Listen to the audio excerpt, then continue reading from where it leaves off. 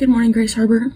It is day 126, April 6th, 2025, and we're going to talk about Psalms 89, 96, 100, 101, 105, and 132. I thought it was really neat to see the thread throughout these Psalms that talk about the majesty of God and that he is worthy of our praise. So instead of trying to come up with my own thoughts on every psalm, I want to read a verse or two from each psalm that shows how it's about the majesty of God. So for 89, it's verses 6 and 7. And it says, "For who in the skies can be compared to the Lord? Who among the heavenly beings is like the Lord? A God greatly to be feared in the council of the holy ones, and awesome above all who are around him." So today's Psalms declare the overwhelming majesty of God and a display of the praiseworthiness of God. 89 reviews the history of God's faithfulness. Throughout all of today's reading, try to count the number of times the phrase steadfast love is mentioned. Too often, people assume there's a big shift in God between the Old Testament and New Testament, that the God of the Old Testament is vengeful and angry and just smites everybody, kills everybody, and is angry at everyone. And we just don't find that. People think, okay, the God of the New Testament is just sweet and loving and kind and merciful. But he's the same God. He says that he's the same today, yesterday, and forever. So we need to be able to see that. Like, does Scripture actually show that? And here, through these Psalms, we see steadfast love many times as the character of God. Try counting them. See how many times you find it. Psalms 96, verse 4 says, "For great is the Lord and greatly to be praised. He is to be feared above all gods." Sometimes we read Psalms and don't know what to write as a note or a takeaway. We might think, well, that was lovely, but I didn't really get anything. For those days and chapters, I want to encourage you. Sometimes it is tough to know what to write about. Try titling the psalm or summing it up with one word.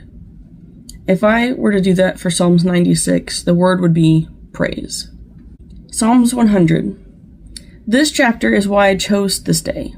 This is my sweet mama's very favorite chapter in all of the Bible. Verse 3. "Know that the Lord, he is God. It is he who made us, and we are his.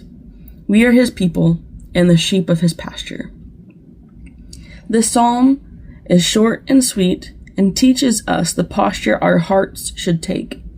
One of praise, of humility, and of fearlessness to come to God because he is God and we are his people. In Psalms 101, verse 2, it says, "I will sing of steadfast love and justice to you, O Lord. I will make music." When you read this one, how did it differ from the first three of today?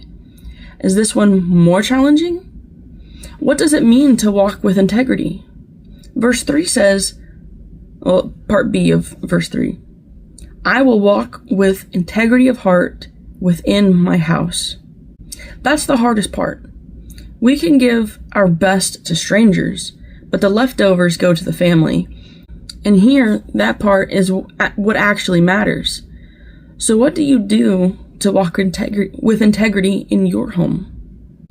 Psalms 105 verse 2 says, "Sing to him, sing praises to him, tell of his wonderful works." Worship is not just a private thing. Worship is a public affair. Here we see a great demonstration of praising with a view of his faithfulness. If you've ever been asked to give your testimony and you freeze up, just do this. Share about his faithfulness in your past. That is a huge testimony and why he is still worthy of our praise today. Psalms 132, verse 18. "His enemies I will clothe with shame, but on him his crown will shine." God is faithful to bring justice to his children. It may take a long time and there may be many lessons along the way, but God is faithful to his people. That is his promise to us.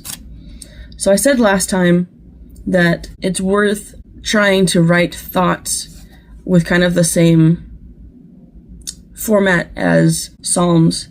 While I didn't use the whole format, like I didn't start with some personal experience or something, I just wrote a couple lines about how these chapters made me think and feel. So here's what I wrote for my notes for today. Is he not worthy of all praise?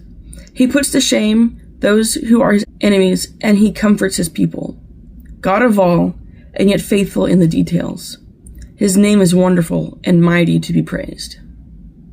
I hope this encourages you, and I think it's really exciting to get to read Psalms. They're a big comfort to me, and I hope they're a comfort to you.